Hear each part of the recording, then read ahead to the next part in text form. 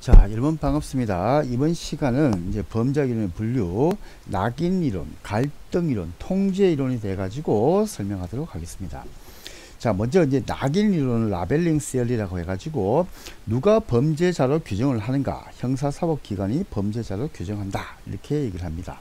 그래서 결국에 라벨은 우리가 흔히 얘기할 때 태그라고 하지 않습니까? 그죠? 이게 그 딱지를 붙이는 거죠. 얘는 범죄자다. 얘는 뭐 착한 사람이다. 이렇게 하는 거. 그래서 누가 범죄자로 낙인을 하는 순간에 그때부터 이 사람이 범죄자가 된다라고 얘기를 합니다. 그래서 우리 흔히 사회 반응합하다. 그죠? 이게. 자, 그래서, 꼬리표 붙이기. 악의 극화. 그래서 악의 극화라는 것은 드라마타이제이션 오브 이벌이라고 하는데 이때 악마가 되는 과정이다, 이렇게 보면 되는 거죠. 그러니까 평범한 인간을 어떻게 꼬리표를 붙여 가지고 나쁜 사람이 되어 가는가 라는 것을 우리는 악의 극화다라고 얘기를 합니다. 그래서 이제 대표적인 게 뭐 신창원 같은 경우를 볼 수 있죠. 신창원 같은 경우에 초등학교 때 그때에 자기 아버지가 하도 얘가 좀 말썽 부리고 이렇게 하니까 아버지가 그 경찰에 신고를 합니다. 그래서 그 초등학교 때 신창원이가 파출소, 그죠? 경찰을 경험합니다. 그러면서 충격을 받습니다.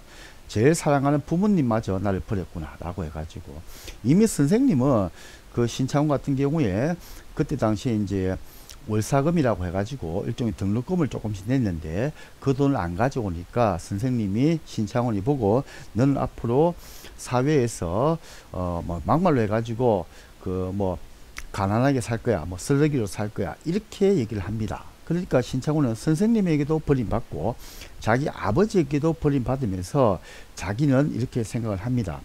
그걸 이제 셀프 퍼필링 프로페시라고 하는데 자아 충족적 예언입니다. 아, 난 앞으로 범죄자의 길을 살게 되는구나, 이렇게 생각을 합니다. 그래서 이렇게 한번 부정적인 낙인이 지켜버리니까 신창원이는 범죄자로 갔다는 거죠. 그런 것이 이제 신창원이가 평범한 초등학생이었는데 나중에 중학교 가가지고 작은 범죄를 저지르고 고등학교 가고 더 큰 범죄를 저지르고 이렇게 되는 악마화되는 과정, 그걸 우리는 악의 극화다라고 얘기를 합니다. 그래서 이제 이 낙인 이론에서는 이렇게 이제 범죄자를 낙인 찍는 것이 좋지 않다라고 보기 때문에 이른바 4D 정책을 취합니다. 그래서 비범죄와 재난제도, 공정한 절차, 탈시설화라고 얘기를 합니다. 그래서 디크리미널라이제이션, 다이버전, 듀 프로세스, 디인스티튜셔널라이제이션, 뭐 이렇게 얘기를 합니다. 그 다 D가 있기 때문에 4D 정책이다라고 얘기를 합니다. 자, 근데 이제 이런 이제 낙인 이론이 결국에는 수명을 다합니다. 왜냐하면 이제 미국 같은 경우에 이게 이제 미국에서 나오는 이러니까 미국은 1960년부터 해가지고 75년까지가 베트남 전쟁인데 이 베트남 전쟁이 미국 사회에 가장 큰 영향을 줍니다. 그래서 이제 낙인이 끝나고 난 다음에 미국 사회가 그 반전운동, 히피, 그죠? 뭐 여러 가지 이제 문제가 발생하기 때문에 그때 사회적 갈등이 극에 당합니다. 그래서 컨플릭트 시어리가 나오게 되는데 이때 이제 낙인론 이후 진보적 범죄학자들은 미국 사회의 갈등 상황을 설명하고자 합니다. 그래서 갈등이 뭐냐라고 해가지고 천착을 하게 되는데 그래서 갈등 이론이 나오게 된다. 그래서 1975년 이후 보수적 갈등 이론, 그죠? 베트남 전쟁의 영향을 받아가지고 그래서 이 범죄자를 이제 이른바 집권청이 그때 이제 베트남전 참전을 막 요구를 하게 되죠. 근데 이제 제가 젊은이라도 어차피 죽으러 가는데 명분은 전쟁이죠. 베트남 전쟁 같은 경우 프랑스가 벌인 전쟁을 미국이 다시 개입해서 일으킨 거기 때문에 그래서 뭐 통킹방 사건 같은 걸 일으켜 가지고 미국이 막 전쟁을 개입하고 확전이 되고 이런 과정이기 때문에 그 과정을 제가 알고 있습니다. 근데 저보고 징집영장이 와가지고 베트남전에 가가지고 전쟁에 참여하라는 겁니다. 그럼 제가 죽으러 갈 수는 없지 않겠습니까? 그죠? 그러니까 그렇게 이제 저를 억압하는 그런 권력에 관심을 가지게 되었다라고 얘기를 합니다. 그리고 이제 이제 비판 범죄학이 있는데 이제 이거는 급진 범죄하고 신범죄학으로 나눠집니다. 그래서 결국에 낙인 이론이 수명을 다하고 난 다음에 미국 사회에서 크게 봤을 때 갈등 이론과 통제 이론이 나타나게 됩니다.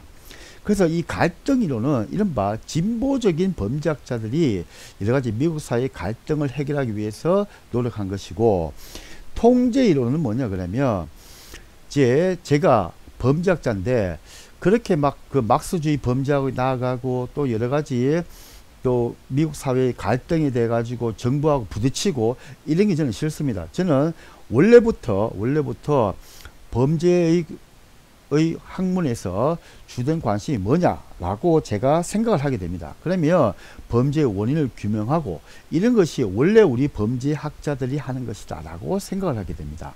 그래서 쉽게 얘기하면 갈등 이론은 좀 진보적인 범죄학자들이 좀 관심을 가진 이론이다.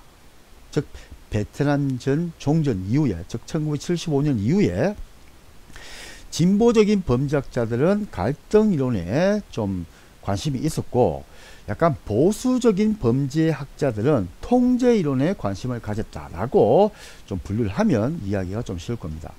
그럼 이런 이제 갈등 이론에서 이제 하나는 보수적 갈등 이론이 있는데 이것은 미국 사회의 권력 관계에 대해서 관심을 갖는 것이고, 이제 비판 범죄학이 있는데 거기는 급진 범죄학과 신범죄학이 있는데 이 비판 범죄학 크리티컬 크리미널리지에 관심을 가진 학자들은 어떤 학자들이냐면 그때 당시에 이제 일반 시민들의 삶을 보니까 빈부격차가 굉장히 심화가 되고 있고, 그죠? 또 자본주의 경제체제의 모순이 굉장히 극명하게 드러나고 있더라. 그래서 이런 자본주의 체제하에서 경제적인 불평등을 통해 가지고 범죄가 발생한다라고 생각을 합니다. 그래서 거기에 대한 해결책은 뭐냐라고 하니까 그 유명한 칼 막스의 자본론에 집중을 하게 됩니다. 그리고 주목을 하게 됩니다. 그래서 이 막스주의 범죄학자들이다라고 얘기를 하게 됩니다. 자, 그래서 이제 통제 이론은 다시 돌아와 가지고 이제 이른바 보수적인 범죄학자들이 관심을 갖습니다. 이 사람이 다시 범죄란 무엇이냐 천착을 하게 됩니다. 그래서 보니까 이 통제 이론은 중요한 이론 어떤 관점의 변화가 일어나는데, 하나는 왜 범죄자가 되는가에 대한 그 논의가 계속 있었습니다. 근데 즉 왜 니는 범죄자가 돼서 그 나쁜 친구를 만나서 그 부모님이 때려서 뭐 학대를 해가지고 뭐 선생님이 나를 좋아하지 않아서 뭐 이런 식으로 해서 내가 범죄자가 되었습니다 라고 얘기를 합니다. 또 너 왜 마약 범죄자가 되었어? 그랬더니 우리 동네에서 전부 다 마약을 하고 있습니다. 형님 동생 뭐 친척까지 다 마약을 하고 있습니다. 그래서 제가 마약을 하게 된 겁니다. 이렇게 얘기를 하더라는 거죠. 근데 이 통제는 완전히 패러다임의 전환이 일어납니다. 똑같이 빈민가에 살고 있는데 누구는 그렇게 범죄자가 되는데 누구는 범죄자가 되지 않더라는 거예요. 오히려 그 빈민가에서 마약 소굴에서 의사, 판사, 검사, 경찰관이 되더라는 거죠. 그래서 이제 범죄학들이 주목을 하게 됩니다. 똑같이 열악한 환경인데 왜 너는 범죄자가 되지 않느냐? 거기에 대한 주목입니다. 그것이 뭐냐면 통제 이론이다 라고 얘기를 합니다. 그래서 왜 범죄자가 되는가에 대한 반대 질문을 합니다. 그래서 왜 범죄자가 되지 않는가 라는 질문을 하게 되었다 라고 여러분들이 좀 기억을 하시면 이야기가 쉽습니다. 그래서 여기는 견제 이론, 그죠? 컨테인먼트 시어리, 사회 유대 이론, 소셜 본딩 시어리, 그리고 억제 이론, 리스트레인트 시어리 등이 있습니다. 자, 고생하셨습니다.